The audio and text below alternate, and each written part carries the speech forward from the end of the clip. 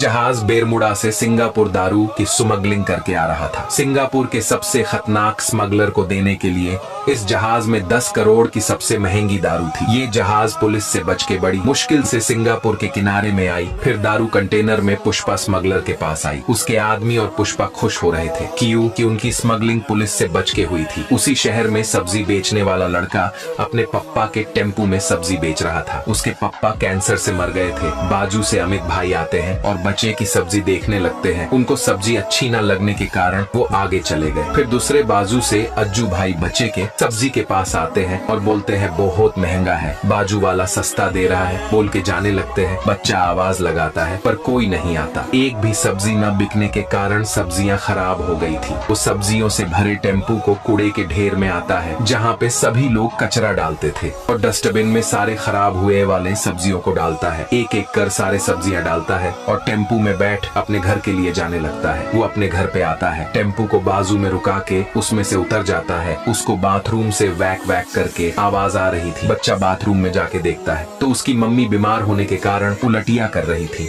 बच्चे को लगता है कि तुरंत ठीक हो जाएंगे बोल के वो ऊपर जाने लगता है। वो कमरे आता है, उसको टीवी देखने का मन करता है। उसमें न्यूज में दिखाता है कि सबसे बड़ा स्मगलर पुष्पा का आदमी दारू स्मगलिंग करते वक्त मलेशिया के बॉर्डर के पास पकड़ा गया। बच्चा देख रहा होता है कि उसको खांसी की आवाज आती है। बच्चा पीछे मुड़ के देखता है तो उसकी मम्मी की तबीयत बहुत खराब हो गई है और वो बहुत खांस रही है। फिर बच्चा डॉक्टर को फोन लगाता है और डॉक्टर को बोलता है सर मेरी मम्मी की कंडीशन बहुत खराब है, आप घर पे आके चेकअप करो। फिर कुछ समय बाद डॉक्टर बच्चे के घर आके डायरेक्ट बच्चे की मम्मी के पास जाता है और साथ में लाए हुए मशीन से मम्मी को चेक करता है। चेक करने के बाद डॉक्टर बच्चे के पास आता है। बच्चा क्या हुआ? डॉक्टर बोलता है इन्हें निमोनिया है, इलाज के लिए 5 लाख रुपए चाहिए वरना 7 घंटे में जान चले जाएगी। बच्चा डॉक्टर को ठीक है बोल के पैसों का इंतजाम करने जाता है। वो अपने सब्जी की टेम्पू को लेके वही पुष्पा स्मगलर के पास आता है जिसकी उसने न्यूज में बात सुनी थी। टेम्पू रुका के पुष्पा के सामने आता है और पुष्पा को रोके बोलता है मुझे अर्जेंट 5 लाख रुपए की जरूरत है, मुझे चाहिए, इसके बदले में तुम्हारे दारू को मलेशिया में स्मगलिंग करके लेके जाऊंगा। ये सुन के पुष्पा के साथ वाला गुंडा हंस के बोलता है बड़े गुंडे, माफिया से दारू स्मगलिंग नहीं हो रही, तू कैसे करेगा, चुपचाप चॉकलेट खा के सो जा। पुष्पा साथ वाले गुंडे को बोलता है इसके टेम्पू में बचे हुए दारू डाल दे। पुष्पा को इस पे भरोसा होता है। फिर साथ वाला गुंडा कंटेनर से दारू निकाल के बच्चे